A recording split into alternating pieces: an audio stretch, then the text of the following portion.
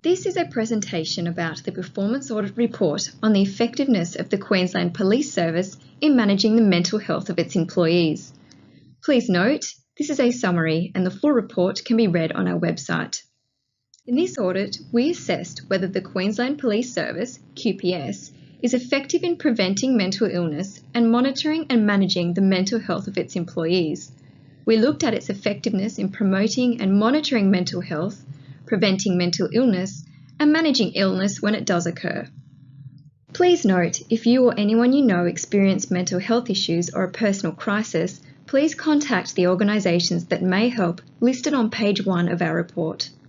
Some context. Policing is a people service. It's about police interacting with the public, often in tense, distressing and challenging circumstances. These interactions can affect mental health and wellbeing. Coupled with the stresses that impact on the wider population, police are considered more susceptible to mental illness such as depression, anxiety and post-traumatic stress disorder.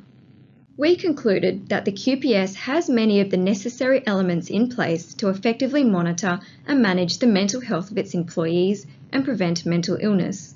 In our report on page 6, Figure A shows our assessment of the maturity of the QPS mental health framework based on Beyond Blue's Good Practice Framework for Mental Health and Wellbeing in First Responder Organisations. We found several areas for QPS to improve the maturity of its framework, including better implementing, promoting and coordinating the framework's various elements to improve the effectiveness of its mental health services. Monitoring the use and effectiveness of support services and other risk factors will also inform better decision making. In particular, QPS needs to focus on developing its strategy, exploring ways to proactively monitor the mental health of its general duties officers and improve employee trust. Regarding our specific conclusions, the QPS has an opportunity to improve employee trust by effectively implementing its new Our People Matter health and wellbeing strategy once developed, which will take considerable ongoing effort to implement. The challenge for senior leadership will be building and sustaining support for the strategy and other wellbeing initiatives. The QPS needs to increase the level of trust that employees have in its mental health services, as some are reluctant to seek help. Employees across the service raised concerns about the potential for breaches of confidentiality, and some believed their career would be at risk. This is despite staff being required to maintain confidentiality under the QPS and professional codes of ethics. QPS is not proactively monitoring the mental health of its general duty staff, who are the biggest part of the QPS workforce.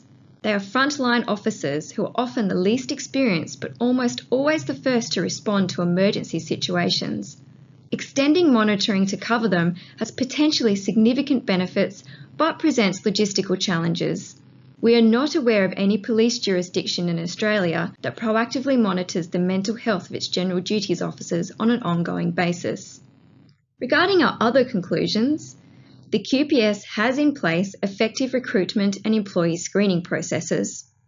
The QPS offers a wide range of training in mental health and resilience, but it cannot demonstrate that the training is effective or that employees attend where required. The training is largely uncoordinated and attendance records are not up to date. QPS needs to do more to educate, train and equip managers and leaders to help them monitor and manage the mental health of the workforce. These leaders have a crucial role in increasing trust, ensuring messages from senior executives are embraced, and cultural change occurs. We made 6 recommendations in our report aimed at better coordinating and enhancing its mental health support, understanding and addressing staff trust and confidentiality concerns, enhancing its mental health training, improving the consistency and coverage of mental health screening and monitoring, and developing processes and measures for analysing its data. For more information on the issues, opportunities and recommendations highlighted in this summary presentation, please see the full report on our website. Thank you.